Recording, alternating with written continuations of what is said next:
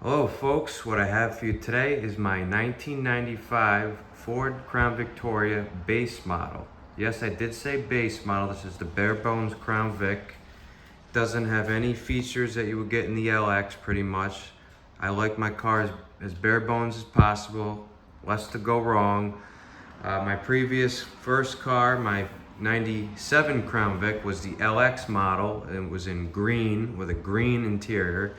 And while that car didn't have any issues with it, it just had a lot of features that I really didn't need, you know? So I sold that with 54,000 miles, went to a very good home, and I fell in love with this base model in white with a navy blue interior. This has 48,000 miles, and just like my previous Crown Vic, that was one owner before me, and the same with this, one owner before me, elderly couple, too old to drive. So that's that. Let's take a look.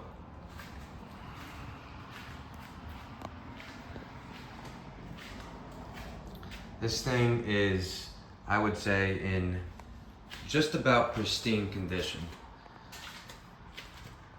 It's not absolutely pristine. It's, 30 years old, all original paint, never in an accident, knock on wood. But it does have, a couple little flaws here and there. But what do you expect? 30 years it was used. Not used a lot, but it certainly was used and driven. I absolutely love the Aero style Panther cars, especially the Crown Vics. I don't know what it is about these thin, low-profile headlights and small grills. To each their own, but I absolutely love it. I hated the, era of bug-eyed headlights that came after this in cars in the early 2000s. The Crown Vics, though, I will say when they changed them up in 98, they didn't look too bad, honestly. But I do like these low-profile headlights. They do need to get cleaned to get the yellowing out. But besides that, I just love the look. Right here, I do have a bit of a dent. I was told that was in a parking lot, and I don't know how it happened. But eventually, because the paint's not broken, I'm gonna have it banged out a little, but for now, I'm just gonna leave it.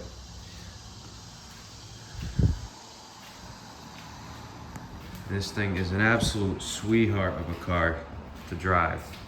It is quiet, it is smooth, the engine runs smooth, and these are just reliable, the definition of a reliable car. These are, I would say, light years ahead, and people will argue with me, but these are light years ahead of the the Chevy Caprice, the B-bodies. The only thing they really had on these cars was they had the LT1, which is, as many people know, faster, just more get up and go. These were a little bit of a dog. I wouldn't say a dog, but they were slower.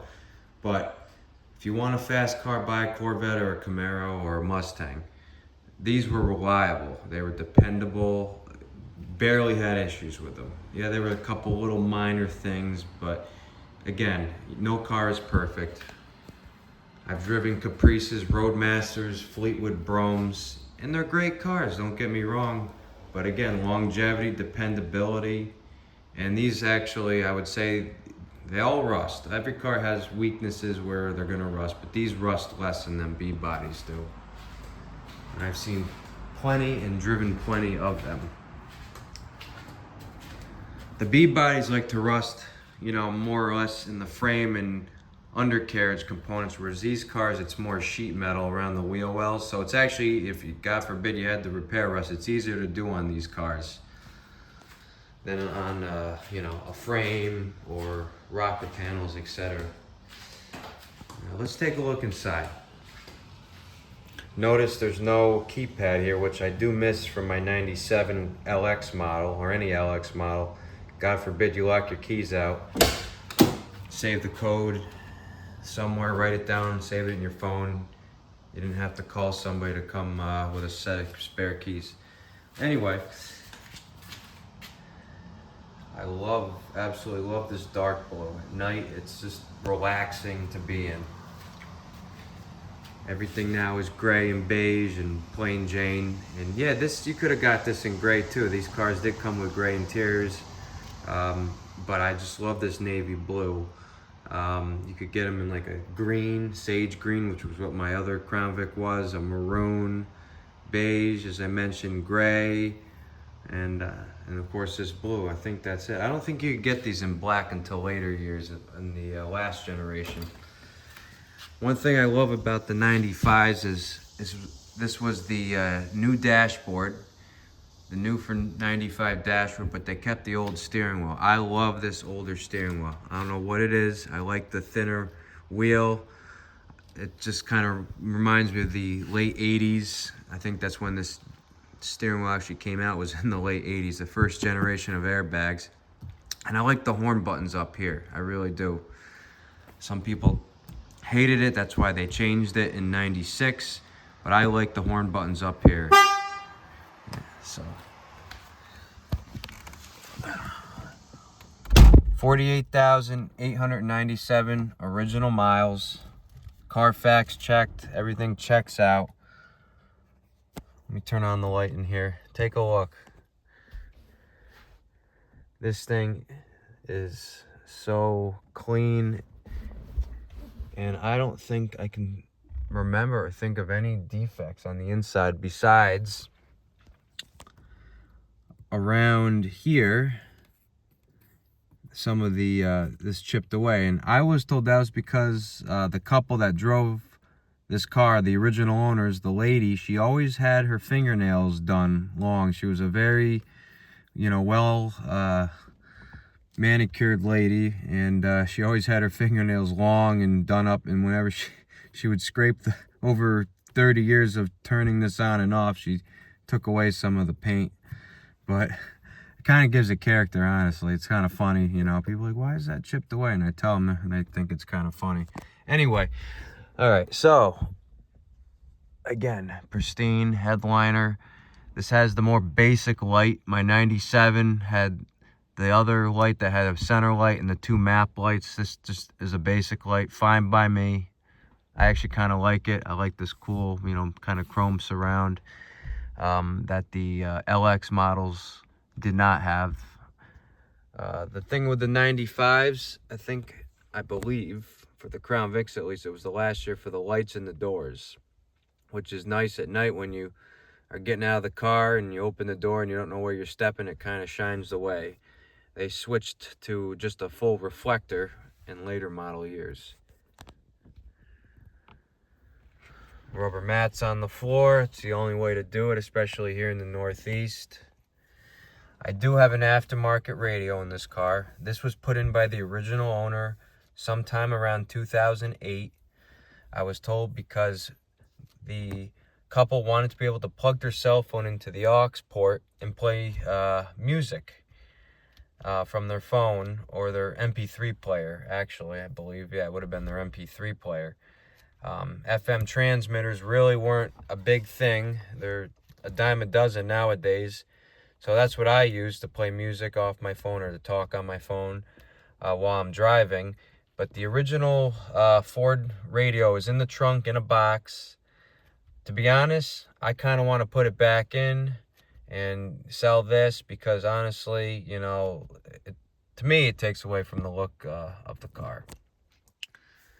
And not to mention, it really doesn't serve any purpose of having an aftermarket radio. Like I said, I have the original in the trunk. I could just swap them right back out and sell that, give it away to somebody. Let's take a look in the back.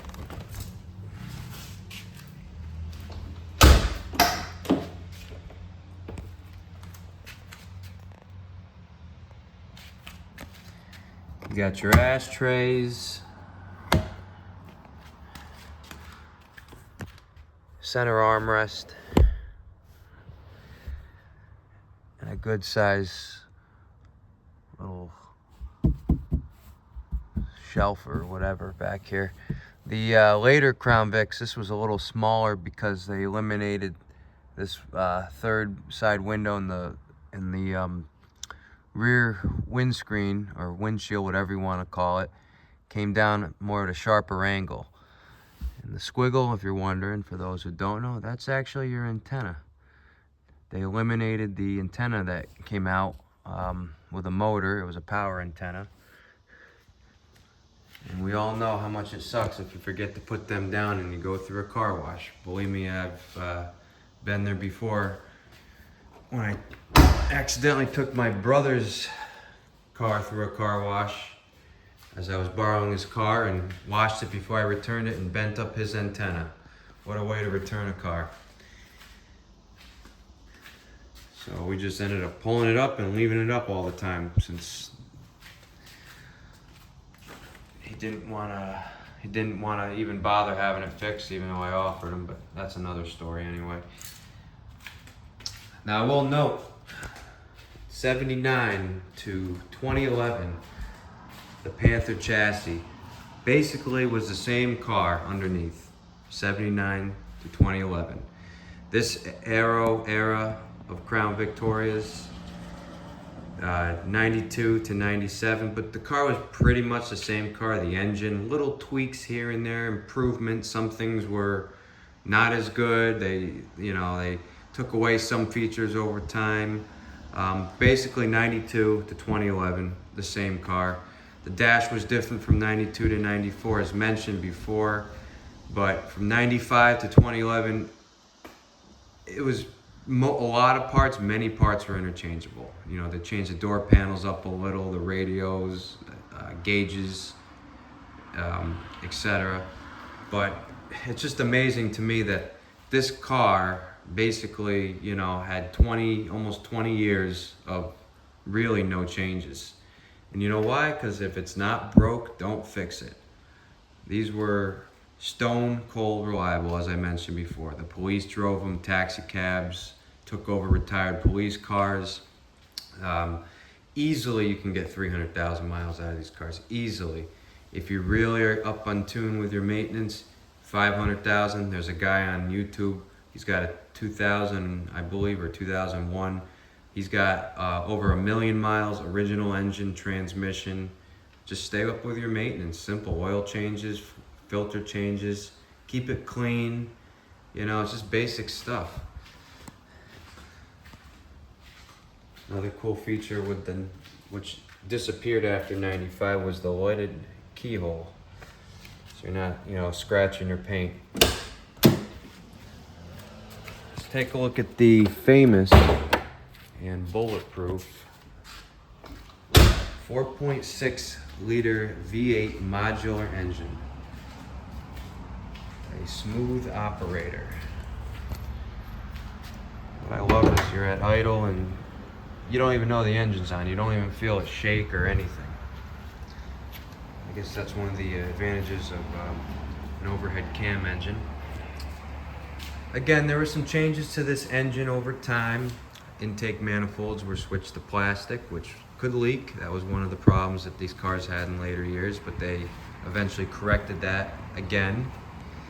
The Aero era Crown Vics had clutch fans, mechanical fan on a clutch connected to the belt. You start it up first thing in the morning, it sounds like a train. Inside, it might be tough to see, but there is a secondary electric fan in there which is used for the air conditioning. I think that was really, really smart of Ford to be able to package the mechanical fan and the electric fan all under one shroud. Whereas the Caprice of the era, if you got the tow package, you got a mechanical fan with an electric auxiliary fan, or you got two electric fans, and those were known to fail. I know somebody had a 96 with the dual electric fans and the solenoid went and he almost blew his engine because it overheated. Luckily, he saved it just in time. As you can see, everything is easy for the most part to get to under this hood. The only thing that is tough to get to would be the heater core, which is inside the car, but the blower motor, your alternator, pretty much the main things you need to look after. It's right here. It's right here for you,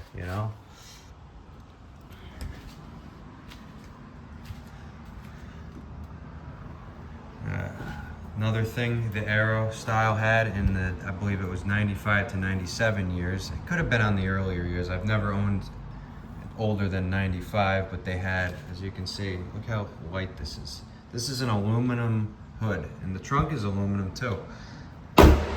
Saved a little bit of weight, and yeah, aluminum can corrode, but I've never seen an Aero hood or deck lid with any sort of corrosion on it, like ever.